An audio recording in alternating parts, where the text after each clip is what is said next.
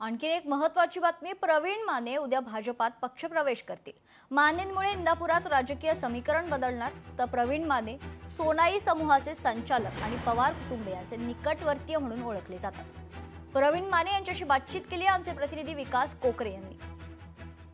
खरं तर देवेंद्र फडणवीस हे राजकारणातले एक चाणाक्ष व्यक्तिमत्व म्हणून त्यांची ओळख आहे आणि अशातच देवेंद्र फडणवीस यांनी अजित पवार आणि हर्षवर्धन पाटलांना शह देण्यासाठी इंदापूरमधील युवा नेते प्रवीण माने यांचा पक्षप्रवेश उद्या आता मुंबईमध्ये होणार आहे आणि याच संदर्भात बातचीत करण्यासाठी आपल्यासोबत स्वतः प्रवीण माने आहेत। भैया, तुम्ही अपक्ष उमेदवारी या ठिकाणी विधानसभा लढवली आणि यानंतर चांगलं मताधिक्य तुम्हाला मिळवलं आणि आता भाजपमध्ये प्रवेश करण्याचा निर्णय घेतलाय, नेमकी काय कारणे मावून साहेब?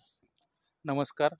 खरं तर आत्ताच तुम्ही सांगितलं, कार्यकर्त्यांच्या आग्रहापोटी मतदाराच्या आशीर्वादामुळं मला इंदापूर विधानसभा मतदारसंघातून मताधिक्य चांगल्या पद्धतीनं नागरिकांनी दिलं आणि इलेक्शन होऊन जवळपास 7 महिने झाले, 6-7 महिने।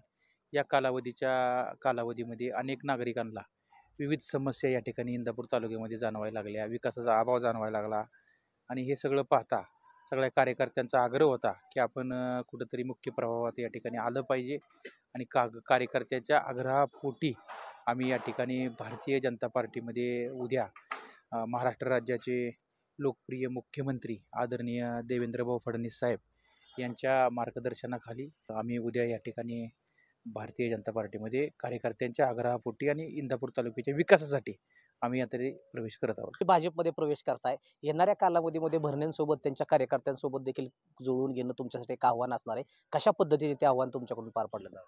कसं आहे, आता तुम्ही मग सांगितलं महायुती आहे, महायुतीमध्ये घटक मगाच तुम्ही सांगितलं भारतीय जनता पार्टी बरोबर राष्ट्रवादी काँग्रेस पार्टी अजित पवार साहेबांचा गट आहे, त्याचबरोबर शिवसेना पक्ष एकनाथ शिंदे साहेबांचा पक्ष आहे आणि निश्चितच विकासाची कामं जी काय महायुतीनं केलेली आहेत ती एक चांगल्या पद्धतीनं घरोघरी मग आम्ही सांगितल्याप्रमाणे आम्ही पोहोचवण्याचं काम करू। भाजपचे जे काही विचार आहेत हे जनमानसात कसे पोहोचवता येईल यासाठी एक कार्यकर्ता म्हणून त्या ठिकाणी प्रयत्न करणार असल्याचं प्रवीण माने यांनी सांगितलंय। विकास कोकरे, लोकशाही मराठी, इंदापूर।